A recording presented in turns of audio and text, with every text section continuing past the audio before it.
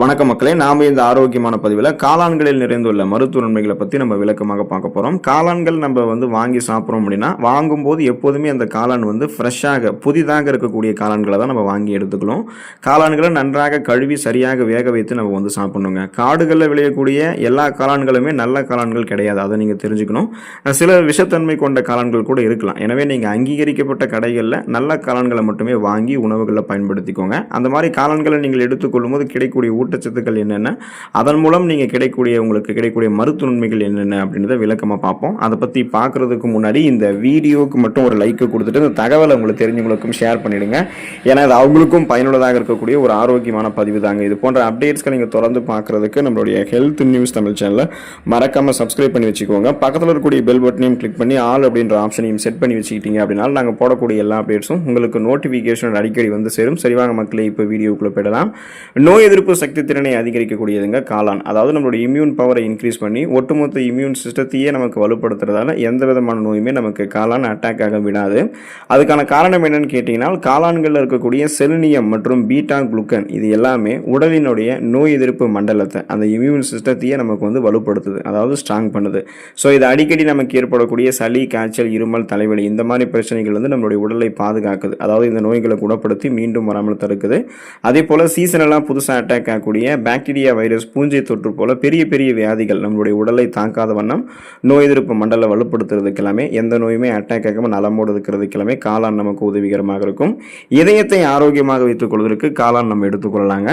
காளான்கள் இருக்கக்கூடிய கொழுப்பு மற்றும் சோடியம் மிக மிகவும் குறைவு. அதனால தான் இது இதயத்திற்கு ஆரோக்கியத்தை கொடுக்குது. காளான்கள் இருக்கக்கூடிய பொட்டாசியம் நம்முடைய ரத்த நாளங்கள் இருக்கக்கூடிய இறுக்கங்களை தளர்த்தி பிபி என்று சொல்லக்கூடிய பிளட் பிரஷர், அந்த ரத்த அழுத்தத்தை குறைக்கிறதுக்கு உதவிகரமாக இருக்கு.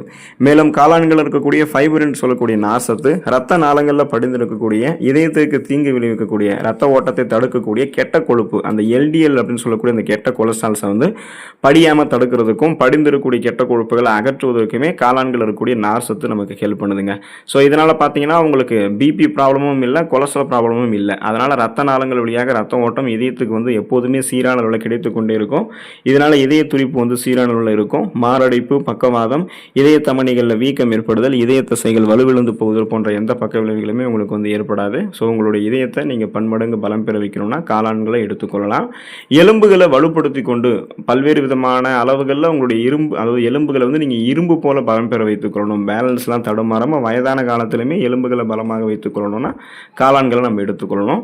தாவர வகை உணவுகள்லேயே விட்டமின் டி இயற்கையாகவே இருக்கக்கூடிய சில உணவுகள் தான் இருக்குது. அந்த சில உணவுகள்லையுமே காளானும் ஒன்றுன்றதை நீங்கள் தெரிஞ்சுக்கோங்க. ஸோ இது கால்சியம் சத்தை உடல் உறிஞ்சுவதற்கு ஹெல்ப் பண்ணும். இதனால் எலும்புகள் மற்றும் பற்கள் நமக்கு வலுவடைய ஆரம்பிக்குங்க. அப்போ பார்த்தீங்கன்னா உங்களுடைய எலும்புகள் இரும்பு போல பலம் அடைவதால் ஆஸ்டியோபோரோசிஸ், எலும்பு மெலிவு நோய், மூட்டு வலி, எலும்பு ருக்கி, முடக்குவாதம், எலும்பு மஜ்ஜைகளில் ஏற்படக்கூடிய பிரச்சனை, மூட்டு வளர்ச்சி போன்ற எந்த விதமான எலும்பு தொடர்பான பிரச்சனைகளையுமே காளான் உங்களுக்கு வரவிடாது. குறிப்பாக வயதானவர்களுக்கு ஏற்படக்கூடிய தோள்பட்டை வலி, முதுகு வலி, தசைப்பிடிப்பு, முடக்குவாதம் இந்த மாதிரி பிரச்சனை, மூட்டு வலி இது எல்லாத்தையுமே சரி பண்ணிவிட்டு அந்த 50-60 வயதிலுமே பலமாக ஸ்ட்ரென்த்து நமக்கு இருக்கிறதுக்கெல்லாமே தொடர்ந்து அந்த எலும்புகளை பலம் பெற வைக்கிறதுக்கெல்லாமே காளான் நம்ம எடுத்துக்கொள்ளலாம். நம்முடைய உடல் எடையை எந்த விதமான பக்க விளைவுகளும் இல்லாமல் ஆரோக்கியமான முறையில் குறைத்துக் கொள்வதற்கு ஒரு டயட் ஃபுட்டு தேடிக்கிட்டிங்கன்னா நீங்கள் காளான் எடுத்துக்கலாம். ஏன்னா காளானில் கலோரிகள் மிகவும் குறைவுங்க, ஆனால் நார்சத்து அதிகமாக இருக்குங்க. இதை நீங்கள் உங்களுடைய உணவுகளை சேர்த்துக்கொள்ளும் போது வயிறு நிறைந்த ஒரு உணர்வை இது உங்களுக்கு கொடுக்கும். அப்படின்றதால தேவையற்ற தின்பண்டங்கள், அதிக கலோரிகள் இருந்திருக்கக்கூடிய உணவுகளை சாப்பிட்டு உடல் எடையை இன்னும் நீங்கள் அதிகப்படுத்திக்க மாட்டீங்க. அதை முதல்ல ஸ்டாப் பண்ணிடுவீங்க. ஸோ உடல் எடையை குறைக்க விரும்புகிறவங்க எடுத்துக்கொள்ளக்கூடிய ஒரு டயட் ஃபுட்டாக காளான் இருக்குது. இது ஏற்கனவே உங்களுடைய உடலில் தேங்கியிருக்கக்கூடிய அதிகப்படியான கொழுப்புகளை கரைத்து உங்களுக்கு வேண்டிய ஆற்றலாக மாற்றி கொடுத்துரும். அதாவது கொலஸ்ட்ரால்ஸை எனர்ஜியாக கன்வெர்ட் பண்ணி எரிச்சிருந்தால தேவையில்லாத தொப்பை, கொழுப்பு படிவுகள் இது எதுவுமே இருக்காது. ஸோ அப்போ கட்டுக்கோப்பான ஒரு உடலமைப்பை நீங்கள் காளான் எடுத்துக்கொண்டு பசியை கட்டுப்படுத்தி சரி செய்து கொள்ளலாம்.